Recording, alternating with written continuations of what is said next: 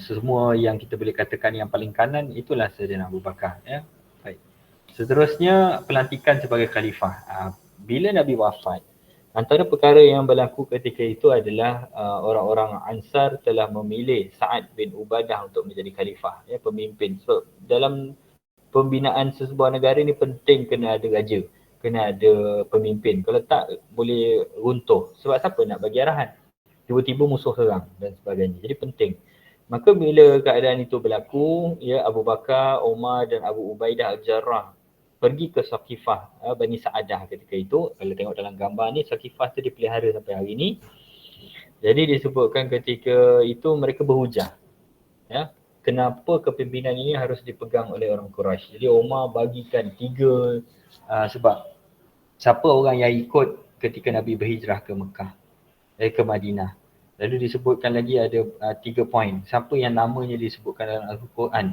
Yang ketiga, siapakah yang membenarkan Nabi ketika peristiwa Isra Mi'raj. Jadi orang Ansar ketika tu mati poin. Sebab mereka tahu semua yang paling layak adalah Abu Bakar. Bukan Umar, bukan Osman, bukan Ali, bukan siapa-siapa. Hanya Abu Bakar. Maka disebabkan itu dengan hujah daripada Umar dan Umar terus bagi bai'ah kepada Abu Bakar, lalu para sahabat yang lain pun bersetuju dan mengikut, ya, dan terus menyokong memberi taat setia kepada Sayyidina Abu Bakar menjadi khalifah. Sebenarnya peristiwa tu panjang tapi masa pendek. Saya cerita yang ringkas lah supaya kita boleh dapat gambaran. Sistem syura itu berlaku dalam perbincangan para sahabat di kalangan Quraisy dan juga di kalangan golongan-golongan bangsa Arab yang berada di Madinah ketika itu, akhirnya bersetuju.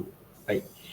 Jadi dalam ucapan Abu Bakar As-Siddiq tentang kepimpinan, ya, dalam kitab Kamil fi Tarikh, ya, dikarang oleh Ibnu Asir, yang bermaksud, wahai manusia, sesungguhnya aku telah dilantik menjadi pemimpin kamu. Bukanlah aku yang terbaik dalam kalangan kamu. Jika aku betul, ikutilah aku. Jika aku salah, betulkan aku. Benar itu adalah amanah, bohong itu adalah khianat. Taatlah kepada aku selagi aku taat kepada Allah dan Rasul. Jika aku berdusta, maka janganlah kamu taati aku. Jadi di sini disebutkan bahawa, ya, Sayyidina Abu Bakar ini orang yang mendapat tarbiyah daripada baginda Nabi. Dan sudah pasti seseorang tu bila dia dah dapat kuasa, dia akan rasa macam dia yang betul semuanya. Kalau dia buat apa pun dia akan kata, ini adalah tak masa aku untuk berkuasa. Kan?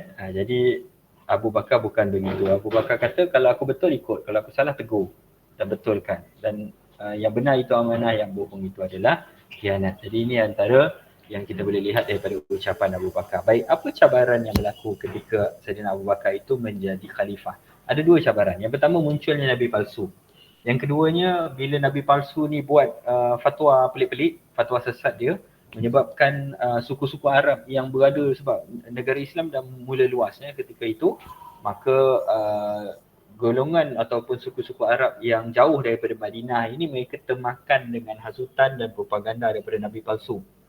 Maka di situ bermulalah gerakan Riddah. Riddah ni adalah orang yang berpaling daripada agama, yang kita boleh kata sebagai murtad. Maka Sayyidina Abu Bakar perlu menghadapi masalah dalaman negara. Baik, itu yang pertama. Yang kedua, kerana ada ancaman Rom dan Byzantine dan juga Parsi. Sebab di atas, di utara dan di selatan Arab itu dia ada dua kepimpinan atau negara tamadun yang besar. Mereka itu sentiasa juga untuk menawan, menakluki, menjarah, menjajah, ya, negara-negara yang kecil dan sebagainya. Jadi Abu Bakar perlu menghadapi situasi itu. Jadi dalam menyelesaikan masalah dalaman negara, maka muncullah gerakan Ar-Riddah. Gerakan Ar-Riddah ini bermula dengan kemunculan Nabi palsu. Macam saya sebutkan tadi, Musalamah Al-Kazab, ya, itu antara Nabi-Nabi palsu yang mana dia hidup zaman Nabi, dia nak jumpa Nabi tapi Nabi tak nak berjumpa dengan dia.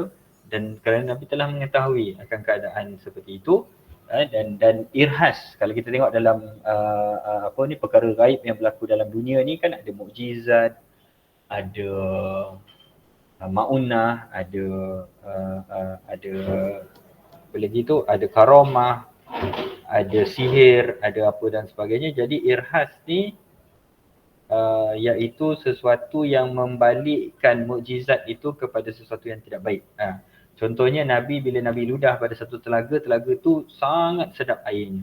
Tapi Musalamah dia nak try macam tu juga, dia nak kata dia Nabi. Lepas tu dia ludah pada satu telaga, telaga air tu masin. Sampai orang pun tak nak guna. Jadi itu dibalikkan apa yang berlaku tu lah. Baik. Dan disebutkan bahawa Musalamah ni muncul sejak zaman Nabi, dan ketika era Abu Bakar golongan Riddah ini enggan membayar zakat. Kerana apa? Kerana kempen tadi lah. Tiba-tiba ada Nabi palsu kata tak payah bayar zakat. Ya, sebab Nabi palsu itu dia kaya raya. Ya. Musalamah Al-Kazab ni dia kaya sebenarnya. Baik. Seterusnya Abu Bakar membentuk gerakan untuk menentang golongan Riddah ini dan meneruskan ekspedisi tentera ke Syam di bawah pimpinan Usama bin Zaid untuk menunjukkan kekuatan. Abu Bakar turut merencana dan menyusun strategi bagi menentang tentera Riddah kerana mereka ni adalah kelompok-kelompok dan mereka ada senjata mereka dan mereka ada kekuatan mereka yang sendirilah. Kelebihan dalam mengenal kabilah iaitu genealogi yang saya sebutkan tadi, ilmu mengenal nasab itu hebat kepada Abu Bakar, jadi dia tahu kalau suku ni siapa dia akan hantar, suku ni siapa dia akan hantar, suku ni siapa pemimpin ataupun ketua perang yang dia akan hantar untuk lead ekspedisi itu. Dan antara tokoh Riddah ini adalah Musalamah Al-Kazab, Tulaiha bin Khuwailid dan juga Sajah binti Al-Haris. Ya, baik. Ini adalah nama-nama yang disebutkan sebagai mereka yang mengotai pergerakan menentang golongan Riddah, bukan hanya di Yaman contohnya, dia ada berada di sekitar Jazirah Arab. Sebab tu Khalid Al-Walid, Ikramah, Mujahir, Khalid Amru, Huzaifah dan sebagainya semua diutuskan di kawasan-kawasan ini, iaitu di mana? Di timur Laut Hijaz. Di kawasan Bani Tamim, di Yamamah, di selatan Hijaz, di sepadan Syam, di Hijaz, di Oman, di yang disebutkan sebagai utara, di Timiyah, di Bahrain. Jadi sebenarnya bertebaran golongan-golongan yang sesat ni sebenarnya. Okey, boleh tengok dalam peta ni, anak panah ni semua adalah kawasan-kawasan untuk diperangi gerakan Riddah itu. Seterusnya ancaman bagi ancaman luar negara ini di bawah Kementerian Pertahanan lah. Kalau ancaman dalam negara ni biasanya di bawah keselamatan dalam negeri ya. Baik. Jadi ancaman Rom dan Parsi menggugat kedudukan negara Islam di Madinah dan ekspedisi tentera Usama dihantar. Ekspedisi ketenteraan dihantar setelah selesai perang Ar-Riddah. Jadi dalam nak menyelesaikan masalah dalaman, masalah luar juga perlu dikekang daripada benda tu menular. Ekspedisi yang pertama dilakukan iaitu ke Parsi. Abu Bakar menghantar tentera pimpinan Khalid Al-Walid ke Iraq dan Hirah merangi Saki-Baki Ar-Riddah yang mencari sokongan dari Parsi. Bermula pada awal tahun ke-12 Hijrah dan memerangi 18,000 orang tentera Parsi di Hirah. Ini yang peristiwa dia panjang lah. Okey, seterusnya ekspedisi ke Rom Byzantine. Ekspedisi ini dilakukan oleh Khalid bin Sa'id bin Al-As pada tahun ke-13 Hijrah. Menentang kabilah Arab yang bersekutu dengan Rom Byzantine seperti Bani Ghassan, Bani Laham, Bani Judham. Ini semua adalah bani-bani yang sebenarnya mereka ini memeluk agama Kristian, Nasrani Tapi mereka bukan orang Rom, bukan orang berkulit putih mata biru.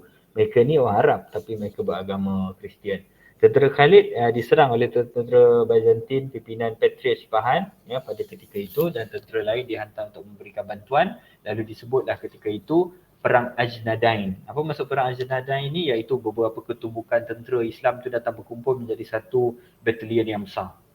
Peringkat awal tentera disusun mengikut sistem Kurdus iaitu sistem kontingen tentera 300 ke 600 orang, namun tak berkesan dan akhirnya ditukar kepada sistem askaran wahidan iaitu tentera diletakkan di bawah pimpinan Khalid Al-Walid berjaya menawan Busra di Syam menyebabkan tentera Byzantine berundur.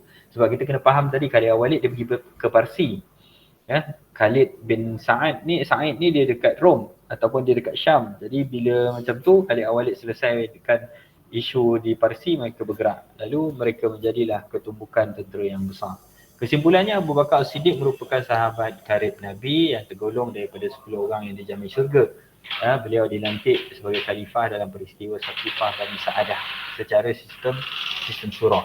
Dan ucapan kepimpinan Abu Bakar As-Siddiq yang kita tahu tadi itu menekankan aspek pemimpin dan juga pengikut. Antara cabaran dan kejayaan yang dilakukan menewaskan gerakan Riddah. Terusnya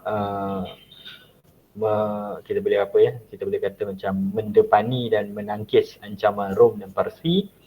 Ketegasan dalam kepimpinan sebenarnya penting sebagai seorang pemimpin. Walaupun begitu Abu Bakar tidak lama memimpin, 2 tahun sahaja. Kerana pada usia 63 beliau wafat.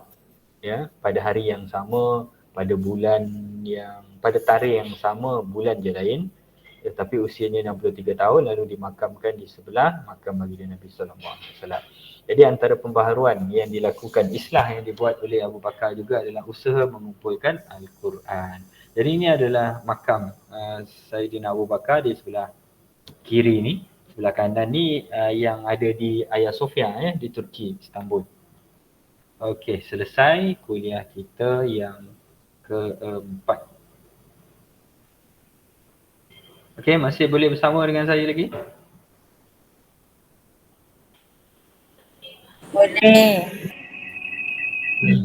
Okey, kita pergi kepada kuliah yang terakhir untuk hari ini.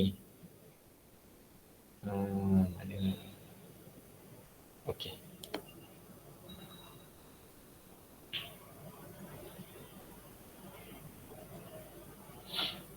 Okey, boleh nampak slide ni? Sebab slide ni dalam PDF. Boleh doktor. Boleh doktor. Okey. Okey, kita akan bincang tentang sejarah dan tabarikh Islam era Omar bin Al-Khattab yang memerintah lebih kurang 10 tahun. Jadi banyak perubahan pembaharuan yang dilakukan oleh Sayyidina Omar. Yang pertama, kita akan mengetahui latar belakang kehidupan Omar Al-Khattab. Yang kedua, meneliti kepimpinan dan pembaharuan dalam zaman pemerintahan Omar Al-Khattab. Disebutkan bahawa latar belakang dan kepribadian Omar ini namanya Omar Al-Khattab bin Nufail, berasal dari Arab Quraisy, kabilah Bani Adi. Terkenal dengan sifat bengis dan tegas. Sebenarnya beliau bukanlah bengis, tetapi beliau adalah seorang yang tegas dan juga apa istilah saya nak bagi? Lupa dah lah.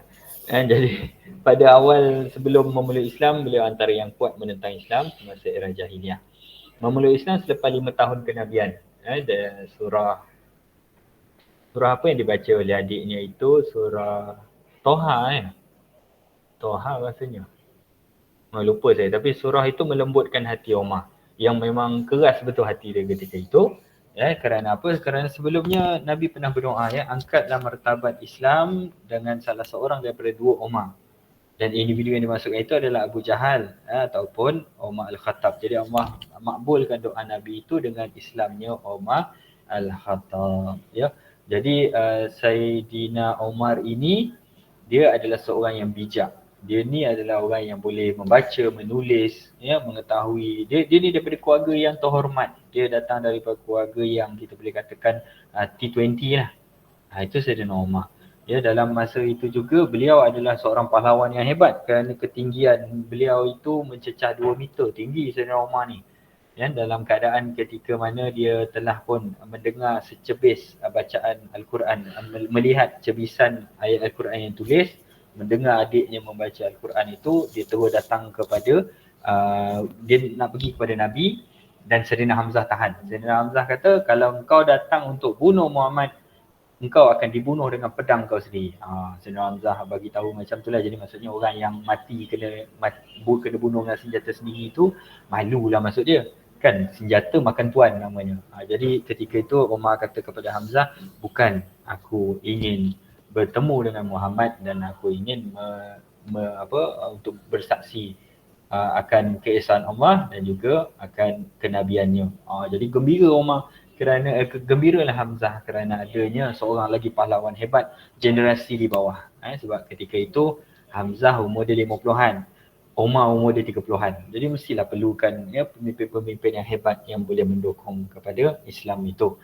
Dan beliau juga merupakan bapa mertua Nabi, iaitu Sayyidatina Hafsah, isteri Nabi yang keempat itu telah dinikahkan dengan Nabi, maka automatik jadi bapa mertua Nabi.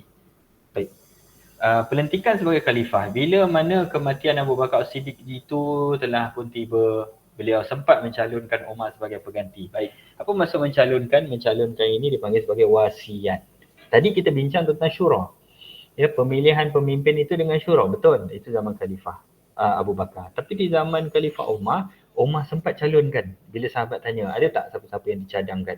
Abu Bakar kata Umar. Jadi itu sistem warisan. Tindakan dibuat untuk memelihara perpaduan umat Islam dan mengelakkan musuh mengambil kesempatan. Abu Bakar mengambil Osman untuk menulis wasiat yang menetapkan Umar sebagai pengganti. Nampak dalam sistem Islam dia bukan hanya syura, tapi dia ada wasiat dan warisan. Seterusnya setelah wafatnya Abu Bakar, Umar telah dibai'ah oleh para sahabat dan orang ramai. dan Umar memerintah lebih kurang 10 tahun, dan dalam keadaan itulah dapat kita saksikan dalam sejarah tamadun Islam ini pembaharuan dan pentadbiran dan juga gerakan-gerakan futuhat di seluruh dunia, bukan seluruh dunia ya, iaitu di Semenanjung Arab itu ataupun di kawasan-kawasan yang menjadi strategiknya dunia ketika itu dibuka keislamannya oleh Saidina Umar. Baik, kita lihat gerakan futuhat dan perluasan wilayah. Yang pertama iaitu ketika mana wilayah Rom dan Byzantium, Syam, Palestin dan Mesir. Ya, Saidina Umar membukanya. Sebab tu Saidina Umar buka peristiwa di Palestin ketika itu dalam pembukaan Al-Quds ya, pada 636 Masihi. Itu telah pun berlaku peristiwanya. Ya, baik. Dan juga dalam perang Yarmouk ni ketika menentang Rom Byzantium. Dan masa itulah Rom dia jadi takut dengan Islam ni sebab dia perang-perang kalah. Padahal dia punya bilangan tentera tu lagi ramai berlipat-lipat kali ganda daripada tentera Islam, tapi dia mesti kalah. Okey. Yang keduanya iaitu ketika Umar menentang menghantar tentera menentang Parsi Sasan. Parsi Sasan ni Parsi lah, Sasanid dan sebagainya. Lalu ketika itu Iraq dibebaskan, Parsi juga semakin melemah dan hancur ya dalam perang Nahawan. Ini semua peristiwa. Sebab tu Umar ni digeruni oleh orang Rom dan juga orang Parsi. Baik, ini adalah peluasan Islam di bawah kekuasaan Umar. Nampak, kita boleh lihat bahawa yang hijau-hijau tu. Hijau-hijau tu kalau kita tengok di Egypt, di Syria itu sebenarnya di bawah pentadbiran Rom. Lalu berjaya diselesaikan. Lepas tu kalau kita tengok yang hijau yang sebelah tu ya, di Setispon itu iaitu di Iraq itu dulu adalah Empire Parsi. Itu pun berjaya diselesaikan oleh Umar. Baik, ini adalah kempen ke wilayah Rom Byzantium. Tindakan awal yang pertama, Saidina Umar melantik Abu Ubaidah Al-Jarrah sebagai ketua panglima menggantikan Khalid Al-Walid. Abu Ubaidah ni kena ingat umur dia masa tu masih lagi muda. Khalid Al-Walid ketika itu usia dah 50 lebih, Abu Ubaidah ni dalam umur 20-an. Macam sekarang ni lah kan, tiba-tiba umur baru 20 dah kena pergi lantik jadi panglima perang. Tak menggigil kepala lutut. Satu. Yang kedua, macam mana pula orang tentera yang nak ikut kan. Tapi itu adalah kebijaksanaan siapa ni, Umar. Terusnya membentuk 4 angkatan tentera. Abu Ubaidah ke Emesa, Yazid bin Muawiyah ke Dimash, Damsyik, Amru bin As ke Mesir dan Surahbil ke Jordan. Lalu ketika itu berlakulah penguasaan di Emesa. Seterusnya menewaskan tentera Rom dalam perang Yarmouk, membuka jalan ke arah pembukaan Syam dan Palestin. Umar sendiri ke Palestin untuk menerima kunci pintu Al-Quds. Jadi kalau nak tengok peristiwa kisah macam mana Saidina Umar masuk ke Palestin, Al-Quds itu memang sangat menarik kisahnya. Sebab dia pergi 2 orang je naik unta, pakai baju biasa. Lepas tu unta tu pula tiba-tiba pergi ke lopak air, lepas tu terjatuh dengan Saidina Umar punya baju pun kena lumpur. Tiba-tiba masuk Al-Quds, orang semua tengah sambut dengan besar-besaran sebab nak sambut pemimpin. Tiba-tiba dia tengok pemimpin baju berlumpur. Jadi itu boleh baca kita kisah dia panjang sebenarnya. Baik. Jadi disebutkan bahawa pembukaan Al-Quds ni, Baitul Maqdis berjaya dikuasai tentera Islam setelah 6 bulan dikepung. Patriarch Sophronius mengaku kalah dan hanya nak serahkan kunci dengan Umar. Sebab masa tu ada 3 panglima, Ubaidah, Khalid dan juga Yazid. Tapi kata Patriarch ni tadi, aku mesti bagi kat kau punya bos lah. Sebab tu Abu Ubaidah dan Khalid ni dijemput Saidina Umar. Dia hantar surat untuk datang ke Al-Quds untuk menerima kunci tu. Jadi bila Saidina Umar datang, orang semua terkejut. Ini ke seorang raja? Dan itulah Saidina Umar. Dia mengikut tata cara Nabi. Dia mengikut tawaduk dan zuhudnya Nabi. Ya, Umar buat satu perjanjian Al-Uhdad Al-Umariyah iaitu menjamin keselamatan penduduk Al-Quds, dan setelah itu dalam 10 hari berada di Al-Quds, maka Umar pun pulang ke Madinah. Baik, seterusnya futuhat di Mesir. Ekspedisi tentera ni diketuai oleh Amr bin As. Umar menghantar bantuan tentera di bawah pimpinan Zubair bin Awam. Amr berjaya menawan satu persatu kota di Mesir, termasuklah Iskandaria, pusat pentadbiran Rom di Mesir. Mendirikan masjid pertama di Fustat dan berlaku rundingan dengan Raja Muqawqis dan juga dilakukan sebagai langkah pendamaian. Nampak? Rom semakin lama semakin melemah di kawasan Mesir dan juga di kawasan Palestin, Syam dan sebagainya. Baik.